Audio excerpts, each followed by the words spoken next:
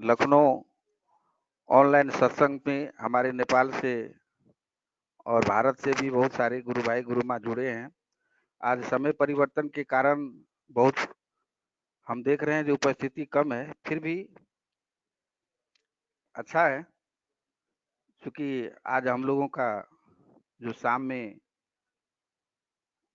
विश्व स्तरीय बिकमिंग कार्यक्रम जो दिल्ली से होगा, उस कार्यक्रम के अंतर्गत आज का यह समय परिवर्तन किया गया है।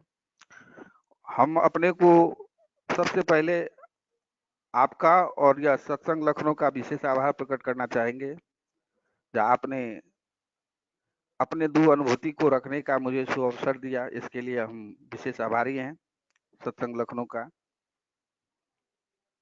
ठाकुर जी की जो वाणी अभी प्रसारित हुआ, मानुष आपन टका पराया, शक्ति भर मानुष को धरना।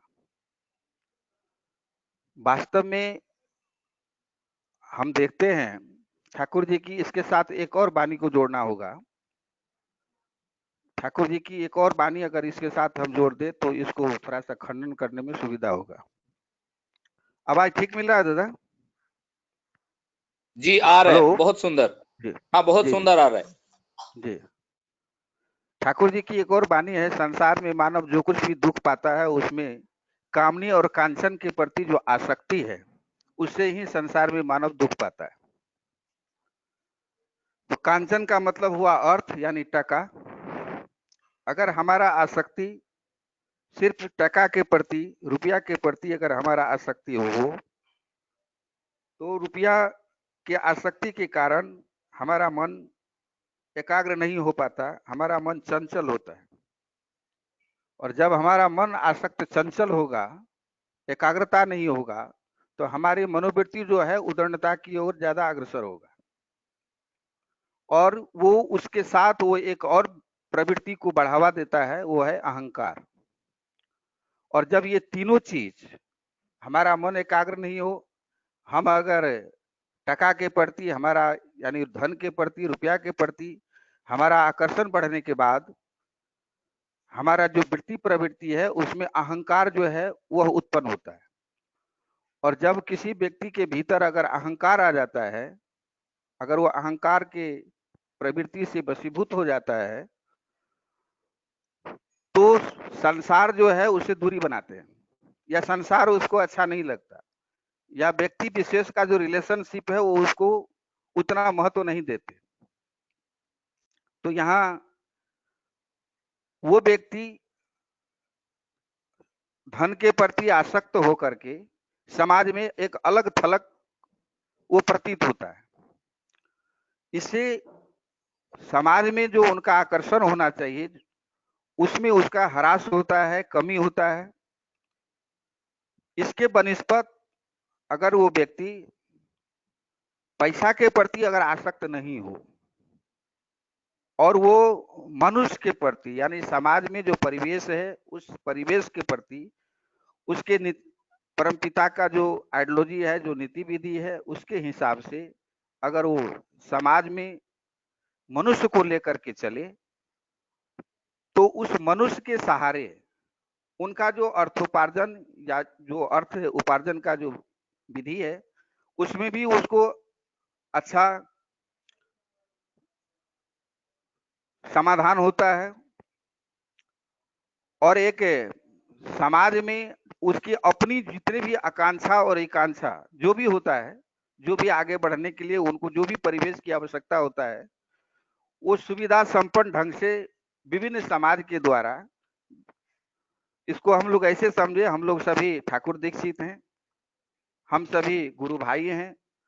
तो एक गुरु भाई के प्रति जब हमारा अधिक से अधिक प्रेम होगा, आकर्षण होगा, मनुष्य के प्रति हमारा आकर्षण होगा, तो हमारे जीवन में जो कुछ भी समस्या अगर आता है, तो मेरी समस्या के बारे में चिंतन वो जो जितने व्यक्ति हमारे संपर्क में हैं, जिससे हम जुड़े हुए हैं, जिससे हमारा प्रेम है, वो हमारे उन्नति के विषय में वो चिंतन करते हैं, मनन करते हैं, वो प्रार्थना करते हैं। ठाकुर जी की एक वाणी भी है, अगर तुम अपना दूसरे के मंगल की प्रसूति ही अपने मंगल की कामना है, प्रसूति है। तो अपना हम अगर अपने लिए परमपिता से सिर्फ अपने लिए, अपने स्वार्थ सिद्धि के लिए अगर हम प्रार्थना करते हैं, तो परमपिता उस प्रार्थना को स्वीकार नहीं करते हैं। लेकिन अगर जन जन में, मनुष्य मनुष्य में अगर हमारा प्रेम है, मनुष्य को हम अपना बना के रखे हैं, तो हमारे जीवन में अगर कोई उलझन है, परेशानी है, कोई आपत विपत आया, तो मेरे लिए, मेरे प्रेम में वशीभूत होकर के, जहां जहां मेरा परिवेश में मेरा संपर्क है, जिससे मेरा प्रेम है, वो वो सभी व्याकुल हो जाएगा मेरे परेशानी को लेकर के, और उनकी व्याकुलता परमपिता सुनेंगे, क्योंकि वो सामूहिक मेरे लिए, उनका जो प्रार्थना होगा, मेरे लिए जो उनका प्रार्थना होगा, वो निस्वार्थ का प्रार्थना होगा, और निस्वार्थ प्रार्थना परमपिता सुनते हैं। तो इससे क्या होता है, जो हमारे अपने जीवन में उन्नति में, हमारी अपने जीवन की कोई भी समस्या, कोई भी उलझन से मुक्ति में ये हमारा बहुत बड़ा सहायक होता है। लेकिन अगर हम अपने धन के प्रति, टका के प्रति मेरा आसक्ति हो, हम अपने समाज में मनुष्य से दूरी बना करके रखें, तो मेरे जीवन में अगर कोई आपत्ति विपत्ति आया, तो मेरी प्रार्थना करने वाले, मेरे से सहानुभूति रखने वाले की संख्या नहीं होगा। तो फिर मेरा जो प्रार्थना, हम जो परमपिता से प्रार्थना करेंगे, वो मेरा प्रार्थना होगा, और मेरे अपने लिए प्रार्थना होगा, मेरा अपना स्वार्थ का प्रार्थना होगा।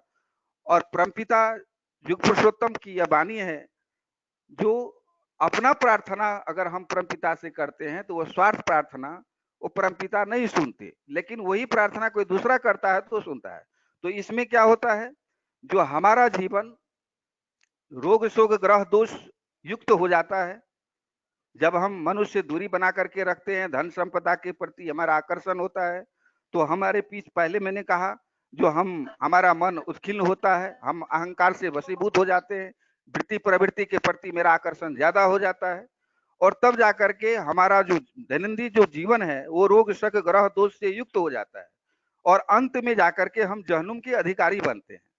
बनिस्बत अगर हम टका को पराया समझे, उससे दूरी बना करके रखें, और मनुष्य को हम अपना बनाएं, तो हमारे जीवन में किसी भी प्रकार की जो कुछ भी समस्या है, उस समस्या के बारे में मुझे चिंता करने की आवश्यकता नहीं है। जो हमारा समाज है, वो समाज मेरे बारे में रात दिन चिंता करते हैं। तो इससे क्या होता है, हमारे जीवन में एक एक जो भी समस्या है, वो बड़ा सुंदर ढंग से, सरल ढंग से उस समस्या का समाधान होता है, जिसके कारण हमारा परिवार, हमारा व्यक्तिगत जीवन आनंदित होता है। जब हमारा व्यक्तिगत जीवन आनंदित होगा, तो हम रोग शोक ग्रह दोष से मुक्त रहेंगे, और जब हम रोग शोक ग्रह दोष से मुक्त रहेंगे, तो हमारा लगाव हर्षोल्लास के साथ परमपिता से हमारा जीवन हमेशा युक्त रहेगा, और जब हम परमपिता से युक्त रहेंगे, तो हमारा जीवन सुंदर उन्नति के पथ पर मेरा जीवन अग्रसर होगा। इसलिए ये ठाकुर जी की जो ये वाणी है, मानुष आपन टका पराया, शक्ति भर मानुष को धरना, हमारा जीवन का ये ही उद्देश्य होना चाहिए, ये अधिक से अधिक मनुष्य से हम कैसे अपने प्रेम को बढ़ा सके, ये हमारे जीवन का ये चिंतन का विषय होना चाहिए। जो जितना अधिक से अधिक मनुष्य से हम अपने प्रेम को बढ़ाएंगे, उतना हमारा जीवन सुख और शांतिमय होगा।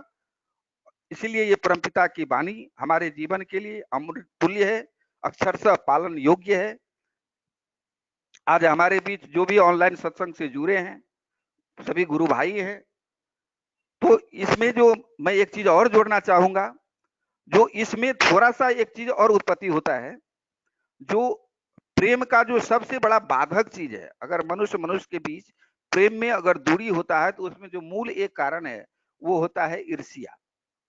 तो ईर्ष्या की उत्पत्ति क्यों होता है, तो ईर्ष्या की उत्पत्ति इसलिए होता है, जो हम जैसा चाहते हैं, अपने अनुकूल जो चाहते हैं, जैसा हम चाहते हैं, वैसा दूसरे को देना नहीं चाहते।